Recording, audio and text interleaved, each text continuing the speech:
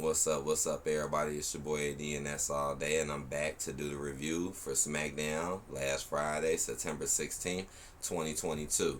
The headline for the day was the Brawling Brutes win the right to challenge the Usos in the chaotic Fatal 4-Way match. So, this was the rematch that happened.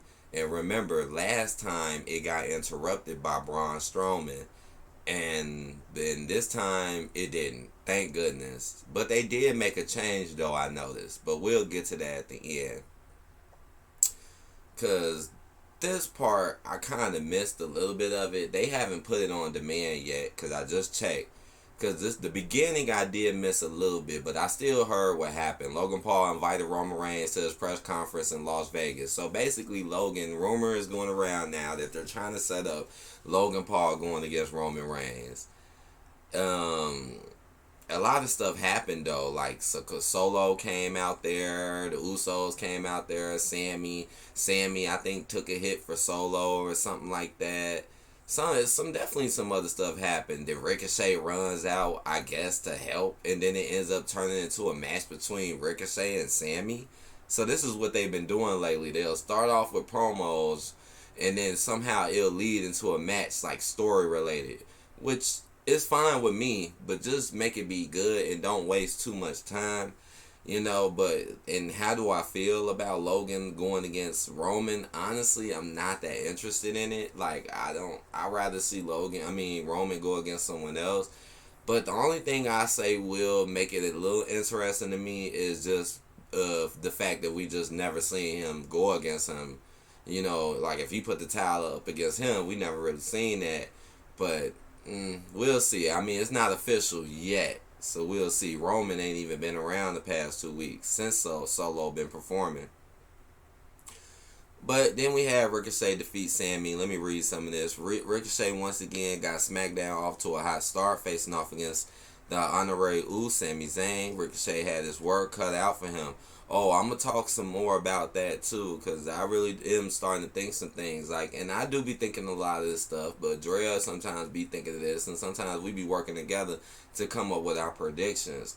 And to be honest, I really do believe that Sami Zayn and Solo will more than likely, be the cause of the Bloodline's breakdown. Now, I'm going to explain this a little later. But they went against each other, right? Logan Paul was in Ricochet's corner. Ricochet attempted to standing moonsault, but Zayn got his knees up in time, nearly grabbing a 2-count victory in the process. Zayn followed up with a Blue Thunder bomb, but Logan Paul distracted the referee, disabling the Master Strategist from earning a win. In the final stage of the match, Jey Uso attempted to help out the Master Strategist, but his plan backfired, promoting Zayn to confront Jey. Yeah, I heard about it. Again, I didn't really see the beginning. I missed this part. But I did hear about that, saying that Sammy jumped out the ring and started confronting Jey. So here we go. Now the real side is coming out. Jey never liked Sammy to begin with. Now Sammy thinks he's bold enough to come at Jey.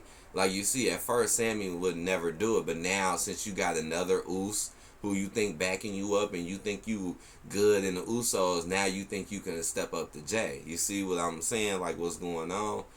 And then Ricochet capitalized on the commotion, earning the victory with a shooting star press. Wow.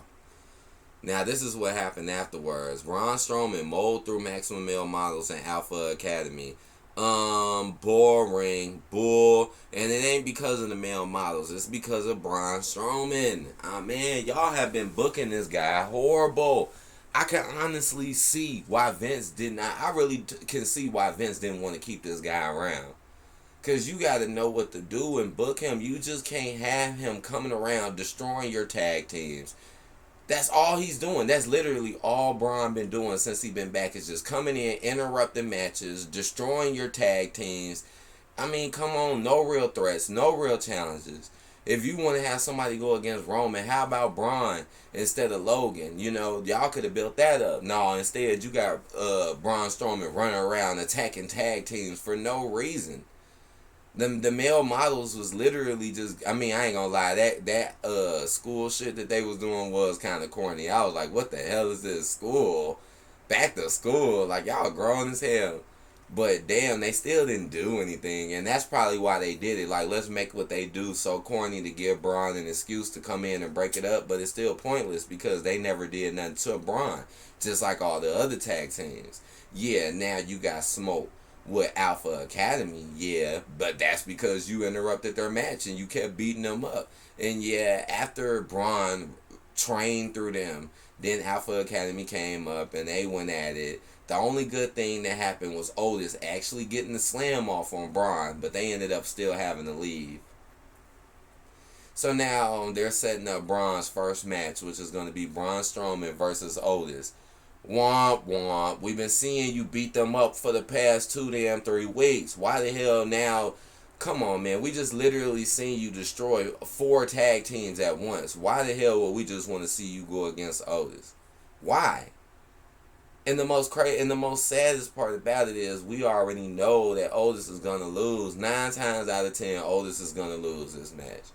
The only way Otis will win is if somehow Chad Gable intervenes or it's a DQ or something. I really have not been liking what they've been doing. I know I played with Braun Strowman in the game the other day, but that's the game. You know, this is what they're doing with him in real life. I'm like, no. Bayley versus Raquel. So mighty strange how when Raquel and Aaliyah got the belts, they made us wait a whole week before we even seen them, and they ain't even give them no promo. They went dead into a match.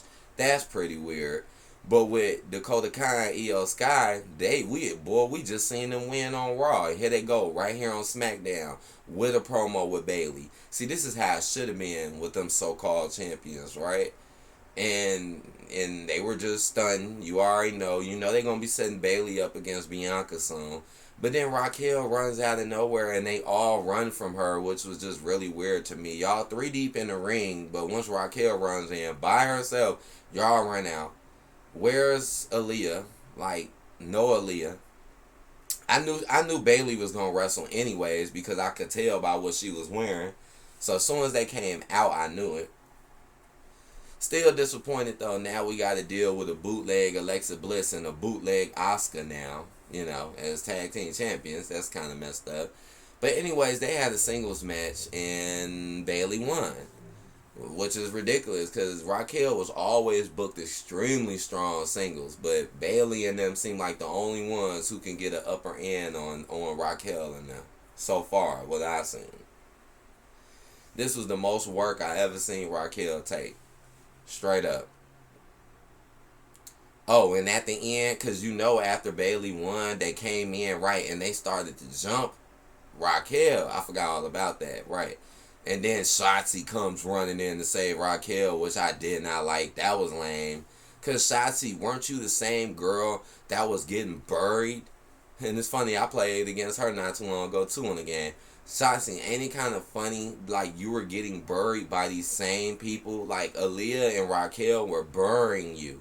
You have no real relationship or no real ties with them, but you would come in and defend them. Yeah, that was pretty goofy, and I ain't like that either, honestly. I like Schatzi, but I don't like Schatzi defending Raquel for no reason.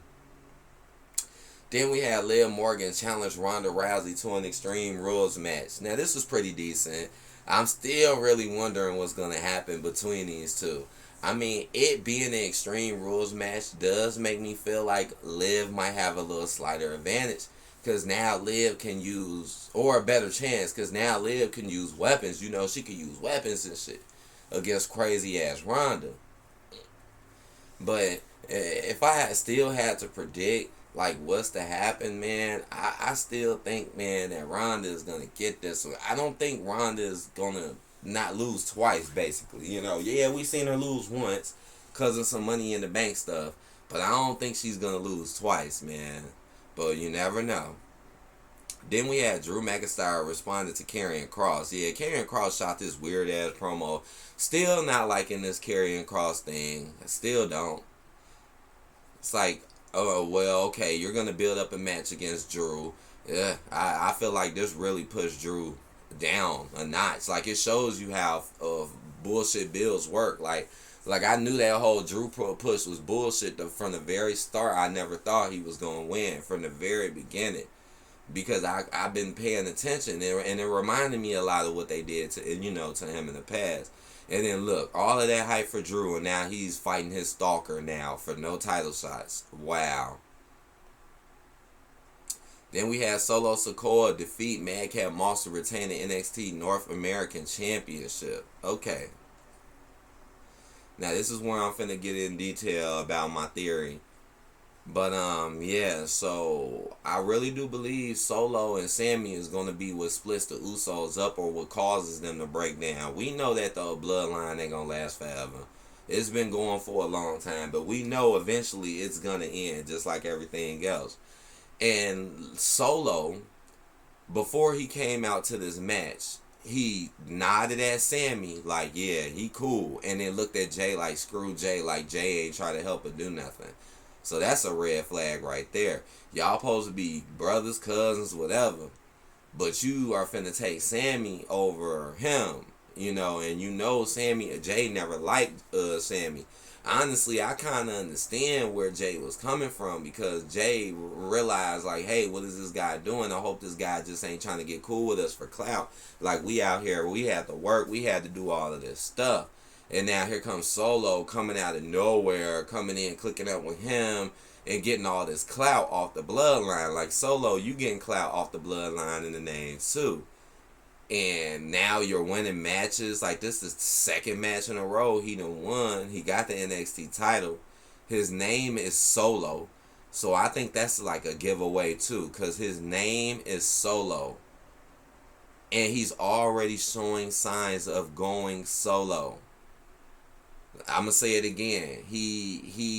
Roman hasn't even been around since Solo came. Yes, Solo helped Roman in the pay-per-view, but Roman hasn't really acknowledged Solo. When Solo came out, the Usos brung him in, but during this match, the Usos stayed back. They stayed back because he was like, oh, I'll take Sami. So you see where I'm going with this. And you never know. I probably am correct. You just got to give it some time. Because, man, I just don't see all of them being together like this. Like, for real. Like, so we going to have Roman, Jay and Jimmy, Sami, and Solo? Nah. I know next week we'll find out next week, because that's when Roman comes back, next Friday. And, yeah, Madcap Moss loses. Good match, though. And then we had the main event. Ridge Holland and Bush defeat the New Day, Hit Row, and Imperium to earn a title match against the Usos. Now, when I was watching this, man, it was I had such a tough time trying to see who would win. I was thinking maybe New Day, because they were the odd ones out. They didn't have no third person like everybody else. They had a third person with them on the outside. I was also thinking the Brawling Brutes, because the Brawling Brutes had been getting over like holy hell. Butch is over. Sheamus is over. It's just the only problem with me is Ridge Holland, who's still not over, and to me not really all that needed either. But Butch and Sheamus are over. Butch got himself over. He got the new look. He's doing better in the ring. So I could kind of understand why they gave it to the Brawling Brutes. It was still a good match, though. They made a switch, though, because I could have sworn Street Profits was in the first one that got broken up. I could have sworn they were, but they weren't in this one. And instead, it's New Day and Emporium. But anyways, it was still a great match. Seeing these four teams go against each other was pretty good. I enjoyed it, especially not really knowing who was going to win. So good stuff with the main event. And we'll be looking forward to the Brawling Brutes going against the Usos. Alright, let's go through it and give my rating. The beginning was alright. The match was alright. This part sucked. The Raquel Bailey match was okay. Schatzi running in sucked. Liv Morgan, Ronda, this is pretty decent. This is decent. Drew McIntyre's Karen Cross sucked. Solo Sikoa Madcap Moss, this was good. And the ending was good. Alright, so I give this a 3 out of 5. 3 out of 5 for me. I hope y'all enjoyed this show. I'll be back for the next one. Please hit that like button, comment, subscribe, and I'll see you guys on the later tip. Peace out.